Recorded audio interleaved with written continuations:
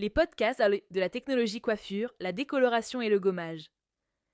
Bienvenue dans les podcasts de la technologie coiffure, présentés par Martine Mariani, formatrice en technologie coiffure. Chaque podcast vous accompagne dans l'acquisition des connaissances indispensables à la réussite de votre formation et de votre futur métier. Bonne écoute. Bonjour à toutes et à tous. Aujourd'hui, nous allons parler de la décoloration et du gommage, deux techniques essentielles en coiffure. Elles permettent toutes les deux d'éclaircir les cheveux, mais elles n'agissent pas de la même façon et ne poursuivent pas le même objectif. Avant de réaliser ce type de prestation en salon, il est indispensable de bien comprendre le fonctionnement des produits utilisés, leurs effets sur le cheveu et les précautions à respecter. À la fin de ce podcast, vous serez capable de définir un décolorant, de reconnaître les différents produits éclaircissants, d'expliquer le rôle de l'oxydant, de comprendre les fonds d'éclaircissement et de distinguer une décoloration d'un gommage. Commençons tout de suite. Qu'est-ce qu'une décoloration ? La décoloration est une transformation chimique qui consiste à éclaircir la couleur naturelle des cheveux. Pour comprendre son fonctionnement, il faut rappeler que la couleur naturelle d'un cheveu est due à un pigment appelé la mélanine. Plus un cheveu contient de mélanine, plus il est foncé. Le produit décolorant agit grâce à une réaction d'oxydation qui détruit progressivement cette mélanine. Au fur et à mesure que les pigments disparaissent, le cheveu s'éclaircit. Contrairement à une coloration d'oxydation qui ajoute des pigments artificiels à l'intérieur du cheveu, la décoloration retire les pigments naturels. Cette technique est utilisée pour réaliser des mèches, un balayage, un blond très clair ou encore préparer un cheveu avant une coloration fantaisie comme le rose, le bleu ou le gris. Les produits décolorants. Les produits décolorants existent sous différentes formes. On les trouve sous forme de crème, d'huile, de poudre, de pâte, de granulés ou encore de gel associé à une poudre renforçatrice.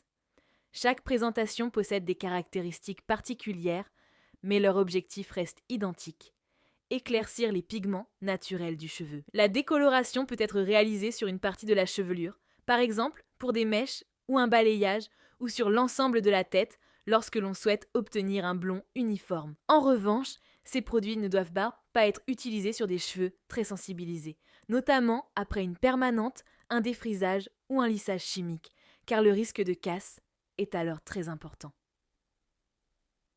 Les différents types de décolorants. On distingue 3 niveaux de puissance. Le premier est le décolorant faible.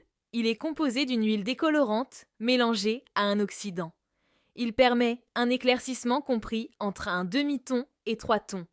Il est utilisé lorsque l'on souhaite apporter de la lumière sans modifier fortement la couleur naturelle. Le deuxième est le décolorant moyen.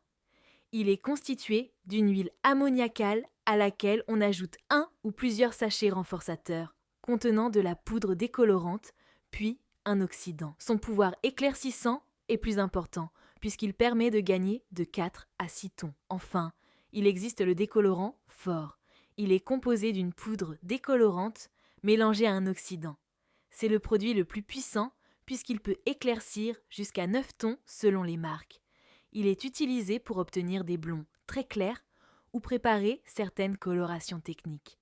Il faut retenir que plus le pouvoir éclaircissant est important, plus la fibre capillaire est fragilisée. Le choix du produit dépend donc toujours de l'état du cheveu et du résultat souhaité. Le rôle de l'huile décolorante. L'huile décolorante contient de l'ammoniac.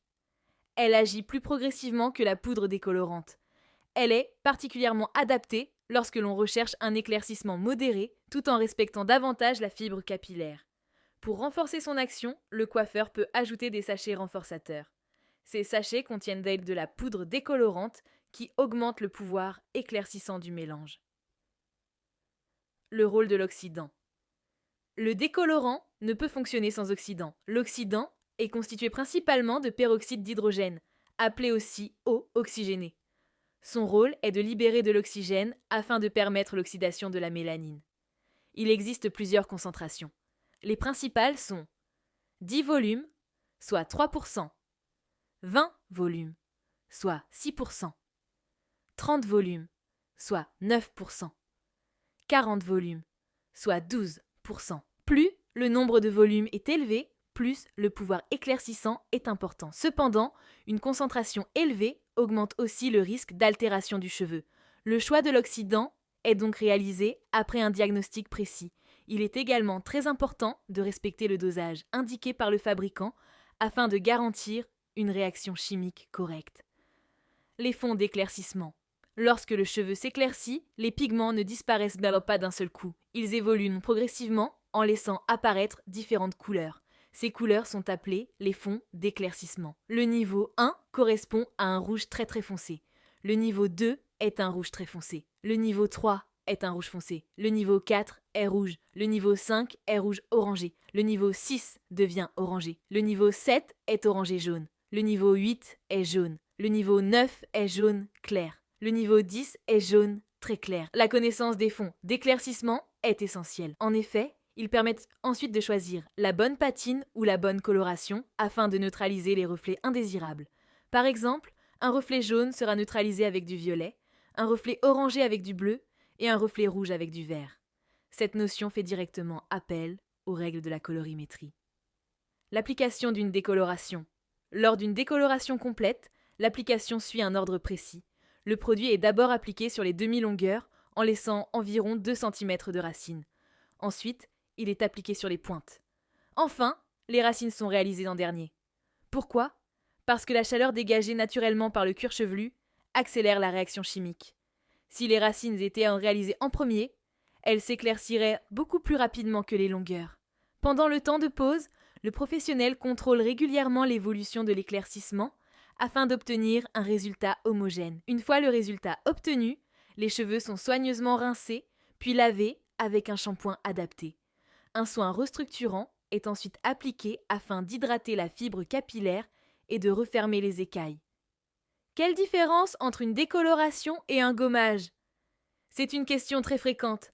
La décoloration agit sur les pigments naturels, c'est-à-dire la mélanine. Elle permet donc d'éclaircir la couleur naturelle des cheveux. Le gommage, également appelé décapage, agit uniquement sur les pigments artificiels déposés lors d'une coloration. Il est utilisé lorsqu'un client souhaite retirer une ancienne coloration devenue trop foncée, corriger un résultat ou préparer une nouvelle couleur. Le gommage n'éclaircit donc pas la couleur naturelle du cheveu. Il retire uniquement les pigments artificiels. C'est une différence fondamentale que vous devrez connaître pour votre examen. Les précautions à respecter. Avant toute décoloration, le professionnel réalise un diagnostic complet. Il observe la hauteur de ton naturel, la porosité, l'élasticité, les anciennes techniques, les éventuelles colorations et l'état général du cheveu. Il vérifie également si le cuir chevelu présente des irritations ou des lésions. Pendant la préparation, les produits sont pesés avec précision et mélangés dans un bol non métallique. Le port des gants est obligatoire. Le temps de pause, indiqué par le fabricant, doit toujours être respecté. Enfin, après toute décoloration, il est conseillé d'utiliser des soins riches en agents hydratants et réparateurs, afin de renforcer la fibre capillaire. Pour conclure, retenez que la décoloration est une technique chimique qui permet d'éclaircir les pigments naturels du cheveu grâce à l'action d'un décolorant et d'un oxydant. Il existe plusieurs types de décolorants, dont le pouvoir éclaircissant varie selon leur composition. L'oxydant est indispensable au fonctionnement du produit, et son choix dépend toujours du diagnostic. Au cours de la décoloration, apparaissent les fonds d'éclaircissement qu'il est indispensable de connaître pour choisir ensuite la bonne neutralisation. Enfin, n'oubliez jamais la différence essentielle entre ces deux techniques. La décoloration agit sur les pigments naturels, tandis que le gommage élimine uniquement les pigments artificiels. Merci d'avoir écouté les podcasts de la technologie coiffure. J'espère que ce podcast vous aidera à mieux comprendre la décoloration et le gommage, deux techniques fondamentales que vous retrouverez tout au long de votre formation et dans votre future pratique professionnelle. Je vous donne rendez-vous très bientôt pour un nouveau podcast de technologie coiffure.